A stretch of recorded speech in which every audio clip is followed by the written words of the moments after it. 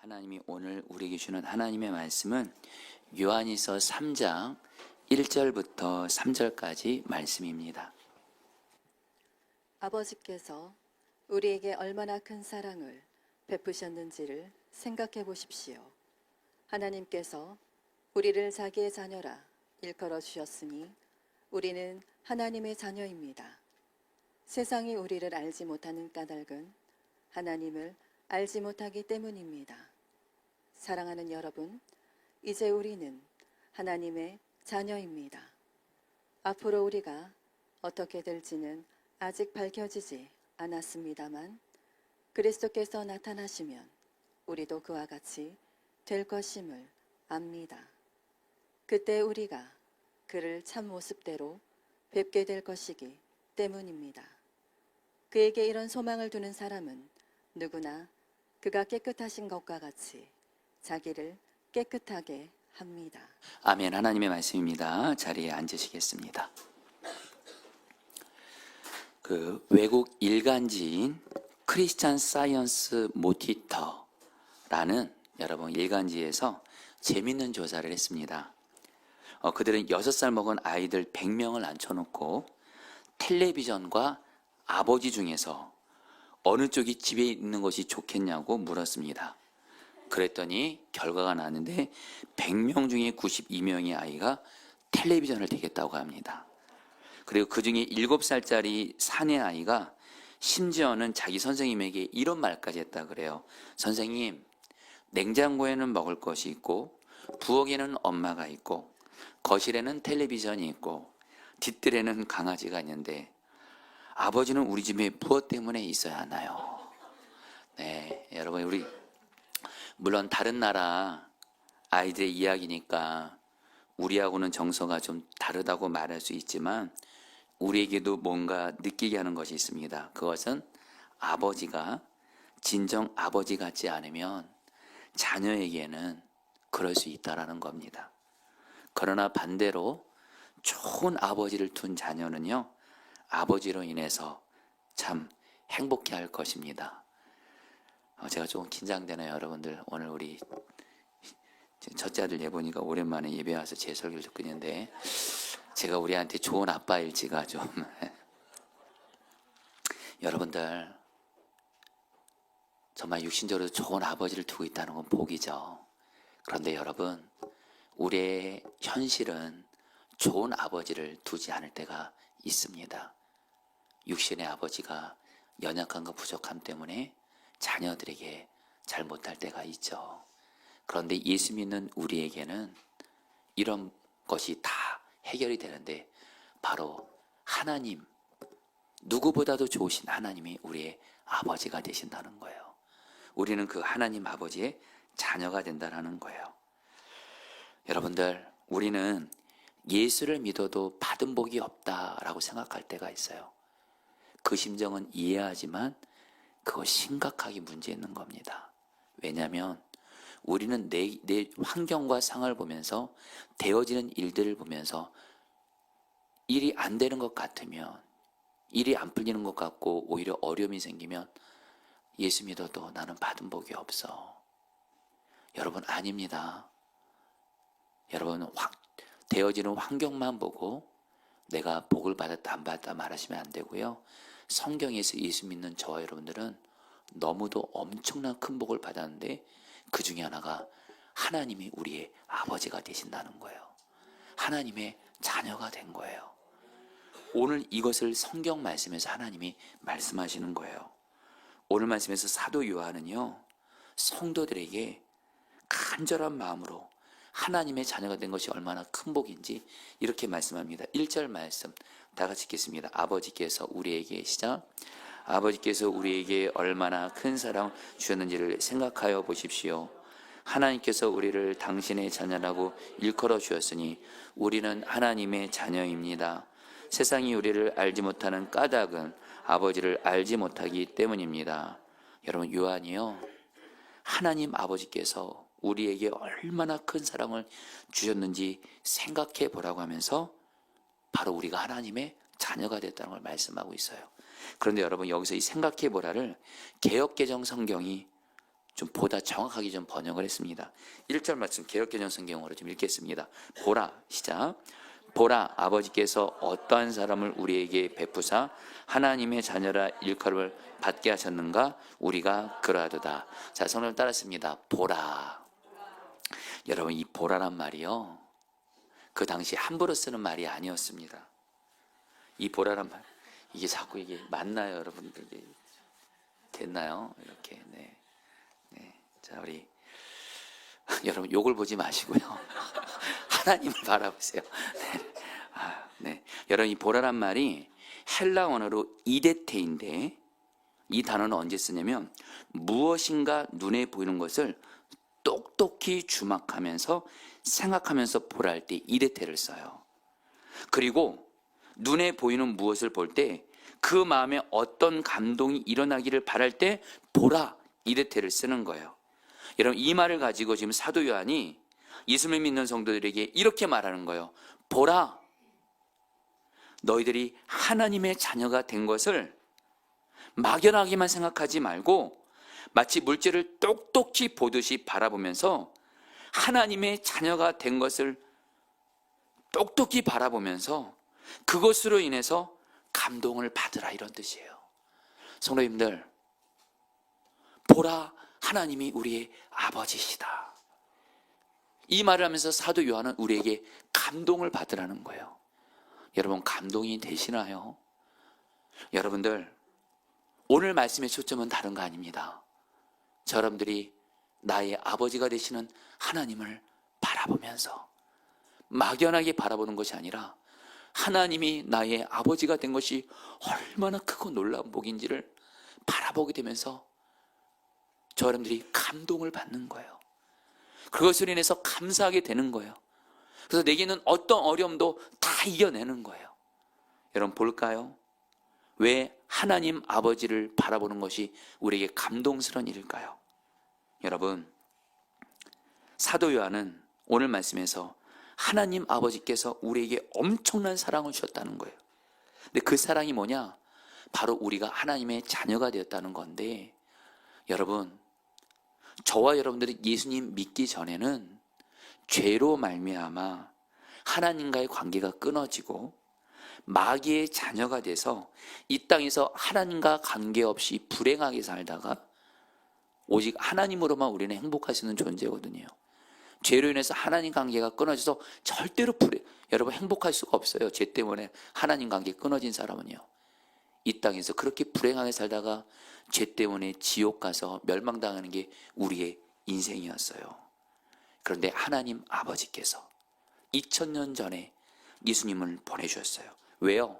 하나밖에 없는 아들 예수님을 보내주셔서 저러분들의 죄를 예수님이 다 뒤집어 쓰게 하시고, 그래서 예수님이 십자가에서 피를 흘리심으로 우리의 죄를 용서해 주심으로, 경희 여러분, 우리가 예수님 때문에 죄가 용서받아서 하나님의 자녀가 되는 복을 받게 된 거예요.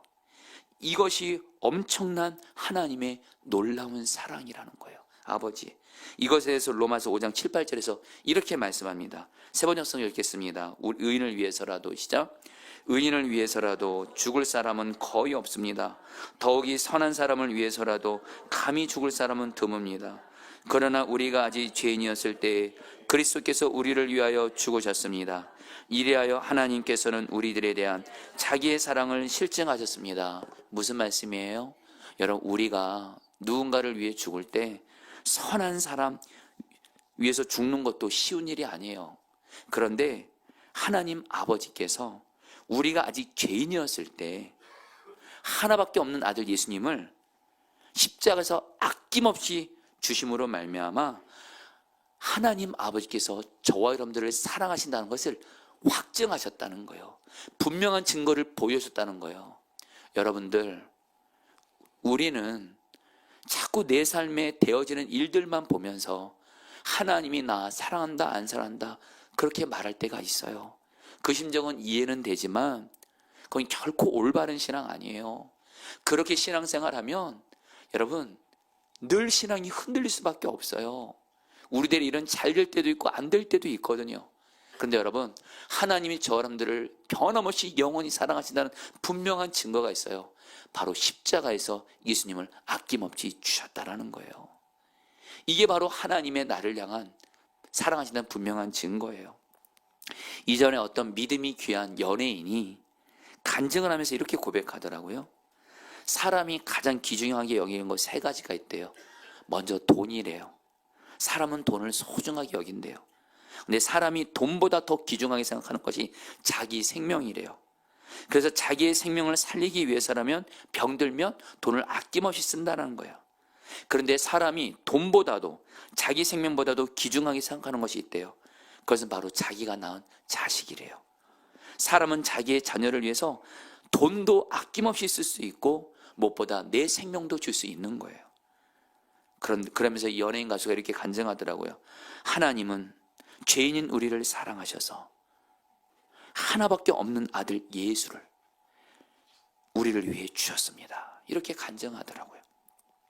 한 번은 책에서 읽은 어떤 이야기예요.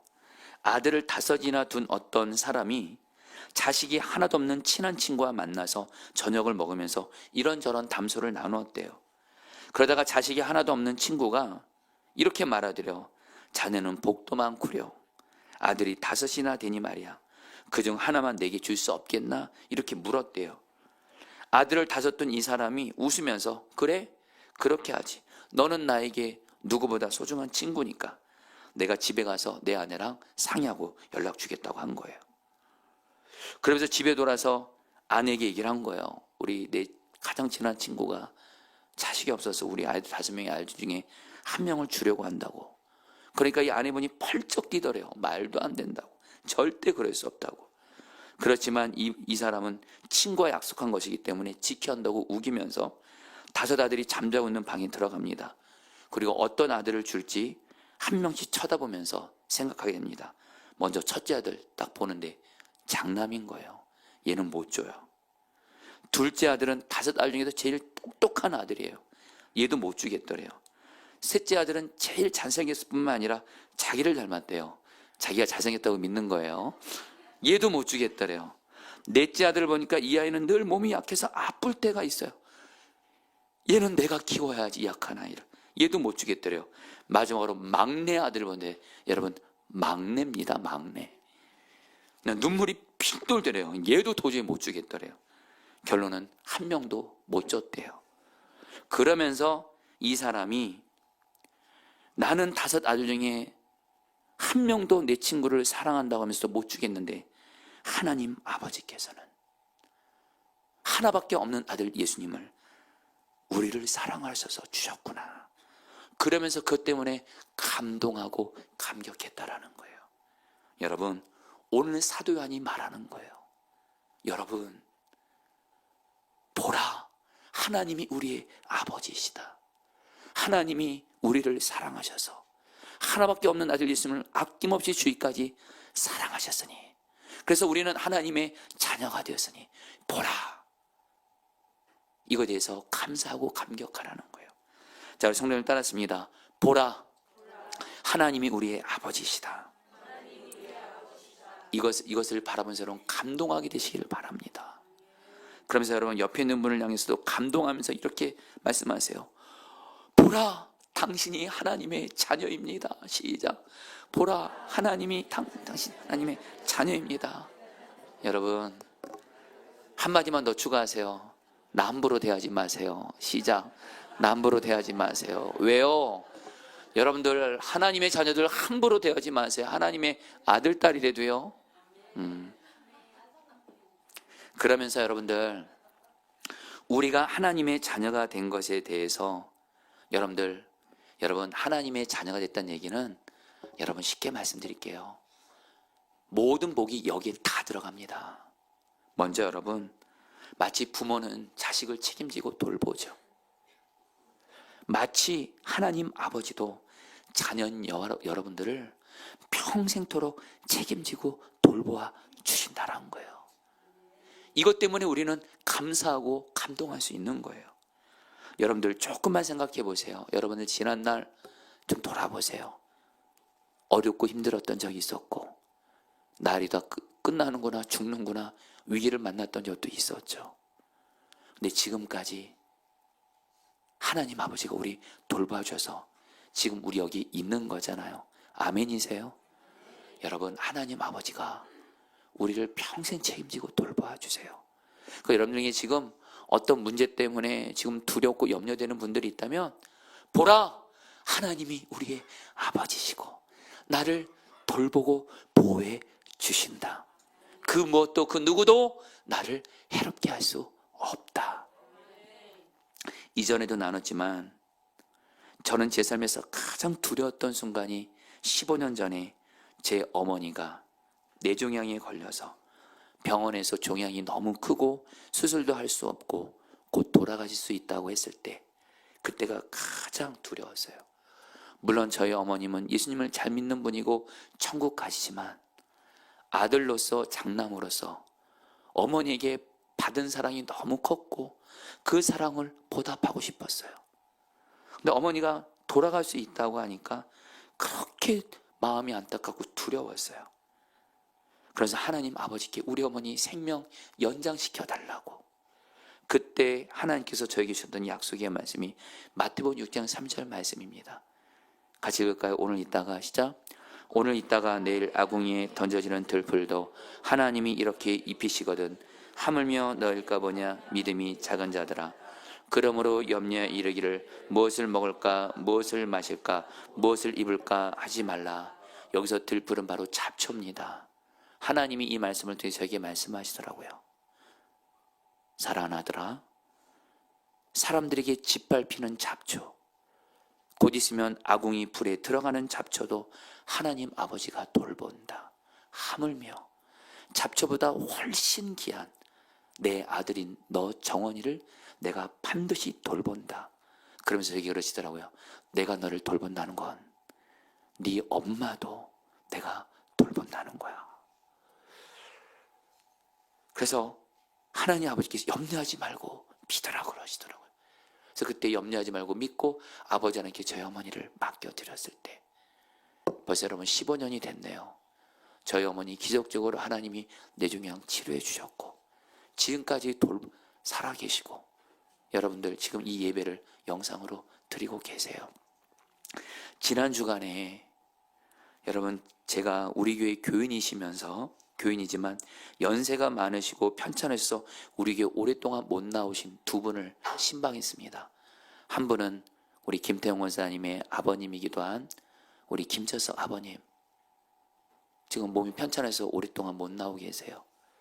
또 우리 신영희 권사님의 어머님이신 김양인 권사님, 저희 교회에서 가장 연세가 많으신 권사님이 못 나오고 계세요. 그래서 지난 주간 이 두 분을 신방했어요. 그래서 하나님 어떤 말씀을 전할까요?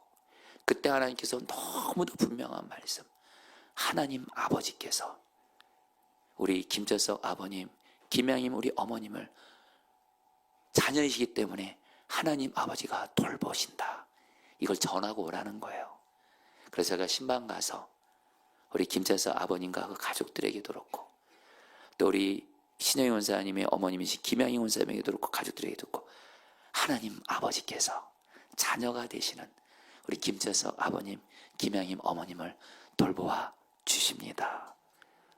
여러분, 그거면 됐잖아요. 하나님 아버지가 돌보시면 됐잖아요. 믿으라, 이렇게 권면해 드렸어요.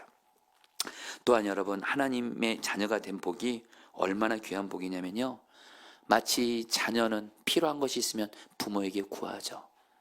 저와 여러분들도 살아가면서 필요한 것들이 있을 때 하나님 아버지께 구할 수 있는 거예요. 그러면 하나님 아버지께서 여러분 하나님의 때에 반드시 좋은 것을 응답해 주세요.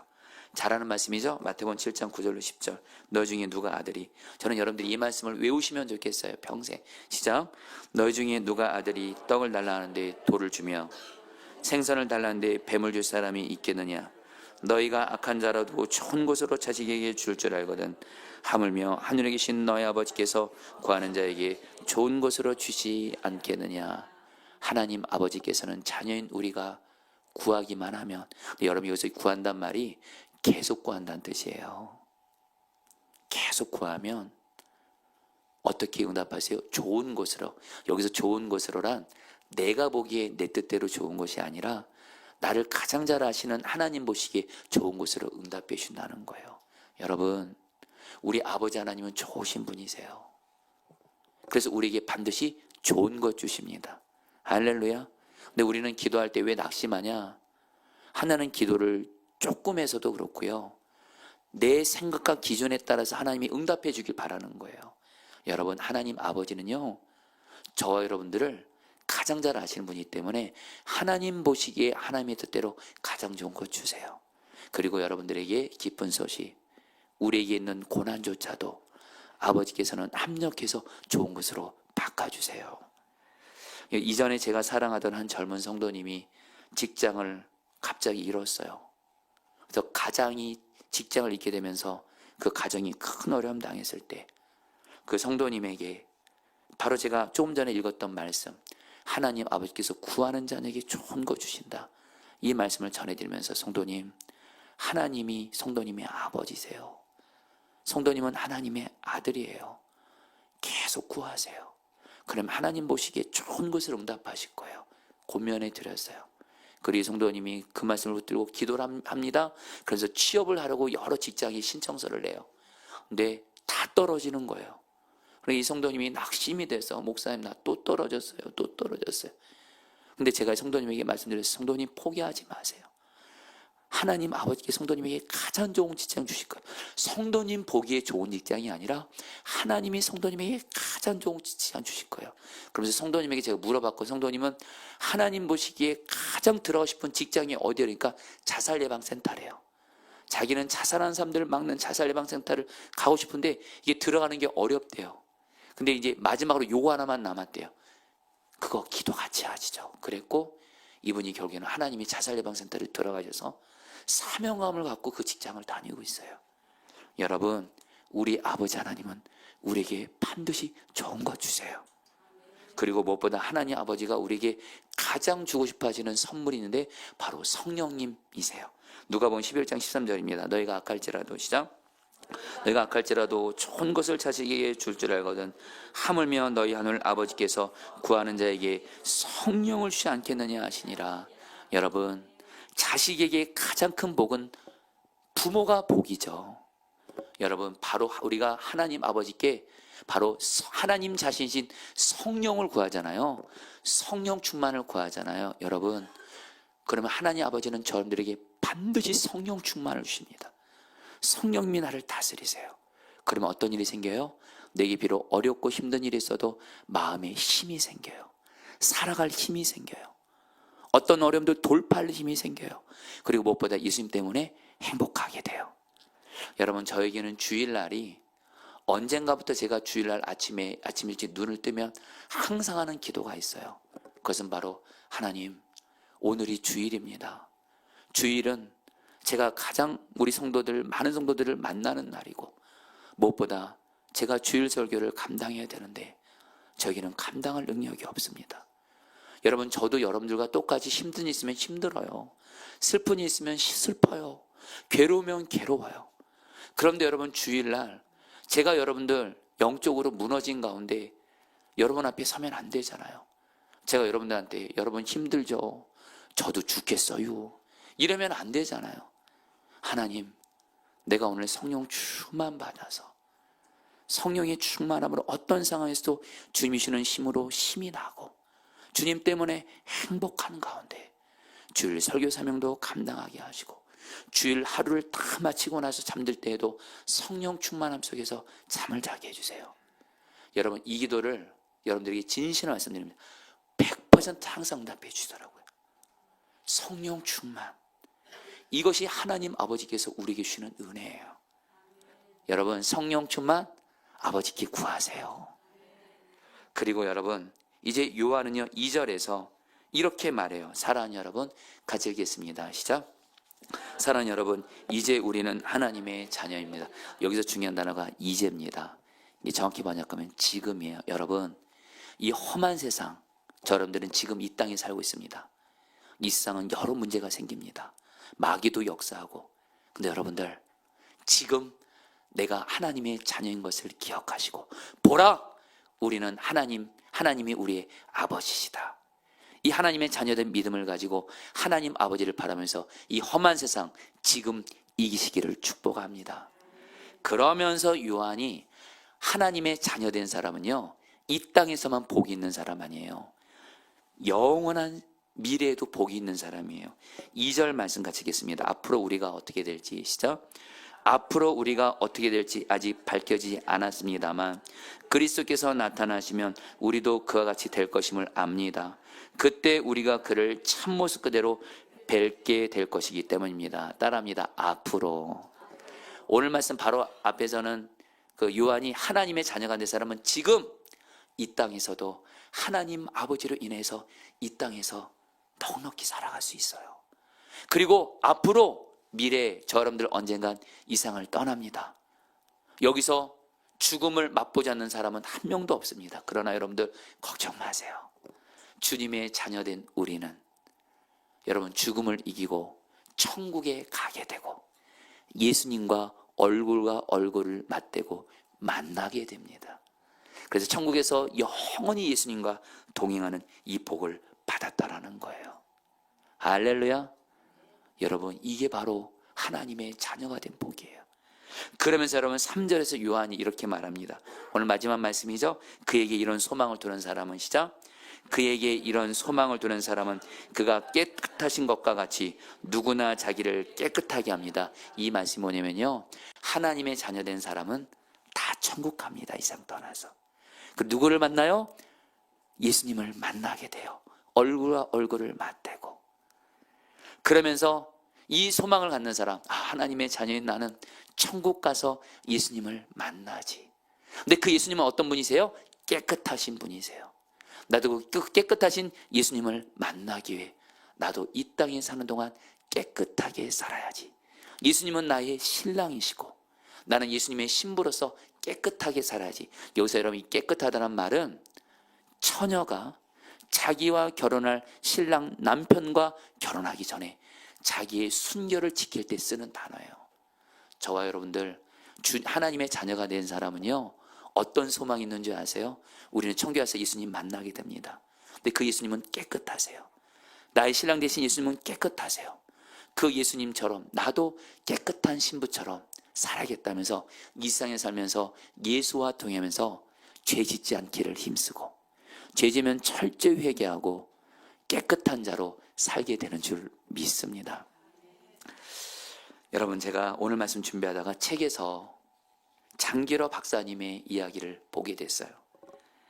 장기러 박사님은 우리나라 기독교 역사에서 예수님을 가장 닮았던 의사 선생님으로 유명했던 분입니다. 환자들을 다 예수님처럼 생각하며 정말 잘 섬겼던 정말 예수님 닮은 의사신데 살아있는 슈바이처라는 별명도 가졌어요. 근데 장 박사님이 해방이 될 때 평양에 있었다고 합니다. 평양에서 의사로서 많은 환자들을 예수님의 사랑으로 치료했는데 그런데 1950년 일사후퇴가 벌어졌어요. 병원에 있는 많은 환자를 두고 어떻게 나올 수가 있었겠어요? 장기러 박사님은 미군 부대에 부탁해서 자기 병원에 있는 수십 명의 환자들을 트럭에다가 실습니다. 그리고 자기 둘째 아들과 함께 이 환자들을 실을 뿐만 아니라 이 환자들을 돌봐야 되거든요. 그러니까 이 장기러 박사님도 그 트럭에 타게 됩니다. 둘째 아들과 함께. 왜요? 이 환자들 돌봐야 되니까 트럭에 타는 중에도. 그러면서 정신이 없다 보니까 자기의 남은 가족들이 있었어요. 아내와 4명의 남매 자녀들이 있었는데 장기러 박사님은 나중에 내려오면 되겠지. 나중에 다시 평양으로 올라오면 되겠지. 그런 마음으로 미군 부대의 트럭에 타서 환자들을 돌보면서 경영 월남하게 됩니다. 그러나 그 순간이 결국에는 아내와 4명의 자식과의 마지막 만남이 된 거예요. 장기러 박사님에게 많은 사람들이 묻습니다. 박사님 이제 재혼하시죠? 그러니까 장 박사님이 평생 재혼하지 않았대요. 그래서 이렇게 대답했대요. 나는 내 아내에 대한 사랑이 너무도 절실하기 때문에 재혼 안 해도 괜찮습니다. 내 아내를 만날 날이 반드시 있을 텐데 재혼을 왜 합니까? 그래서 장 박사님은 비록 아내가 옆에 함께 하지는 못했지만 유혹도 많았겠지만 평생 북한에 있는 내 아내를 만날 것이다. 그 소망을 가지고 재혼하지 않고 아내를 기다렸다는 거예요. 그래서 책에 보니까 장 박사님이 이렇게 고백을 하더라고요. 이북에 있을 때 결혼한 지 15년쯤 되던 어느 날이었습니다. 나는 툇마을에서 책을 읽고 아내는 마당에서 빨래를 하고 있는데 그 순간 나는 우리의 사랑이 육신의 한계를 뛰어넘어 죽거나 헤어지더라도 영원하리라는 믿음을 갑자기 갖게 되었습니다. 그래서 내 마음이 너무 감동해서 빨래하는 아내에게 내 느낌과 생각을 고백했습니다. 제 아내도 오늘까지 참사랑을 간직한 채 43년이 지났지만, 그러니까 아내도 오늘까지 참사랑을 간직한 지 43년이 지났지만 저를 기다리고 있을 것이라 저는 생각합니다. 지금 내 나이가 80이 넘었지만 가능하면 살아생전 내 아내를 보길 원합니다. 내 아내가 살았는데 나는 결코 다른 여자 만날 수 없습니다. 그리고 설령 내 아내를 보지 못하더라도 우리의 사랑은 저 천국에서 만날 것입니다. 결국엔 장 박사님은 자기 아내를 만날 것을 생각하며 평생 순결을 지켰다는 거예요. 여러분, 우리도 똑같다는 거 아십니까? 우리도 사랑하는 주 예수님, 주님의 자녀로서 천국에서 만납니다. 그 예수님을 만날 것을 준비하는 사람은 이 땅에 살면서 예수와 동행하며 깨끗한 삶을 살게 되는 줄 믿습니다.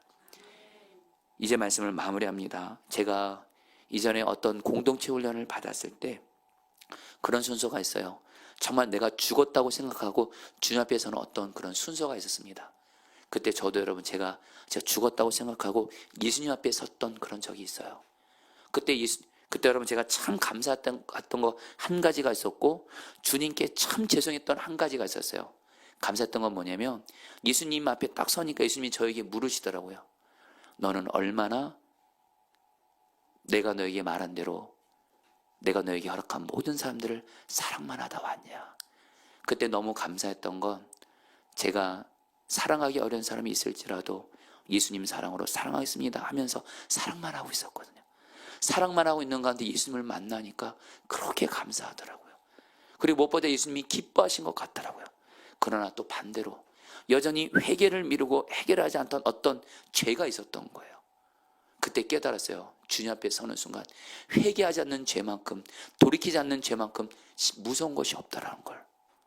사랑하는 성도님들, 우리는 예수를 천국에서 만납니다. 그 예수님을 만날 준비를 하면서 이 땅에서 깨끗하게 살아가게 되시기를 축복합니다. 여러분들 오늘 말씀을 통해서 보라, 하나님이 우리의 아버지이시다. 하나님의 자녀된 복을 누리시고, 더불어서 성도님들, 저와 여러분들은 예수를 믿고 하나님 아버지 자녀가 됐지만 내 가족들 중에 사랑하는 사람 중에 예수 안 믿는 분들 있죠? 성경을 의지해서 말씀드릴게요. 예수 안 믿으면 하나님의 자녀가 아니고 마귀의 자녀가 됩니다. 여러분, 그래서 우리가 이 생명권 축제 앞두고 그들의 생명권 위해서 기도하고 전도하자라는 거예요. 여러분들 부활절 생명권 축제도 정말 기쁨으로 마음 다해 함께 하시기를 바라겠습니다.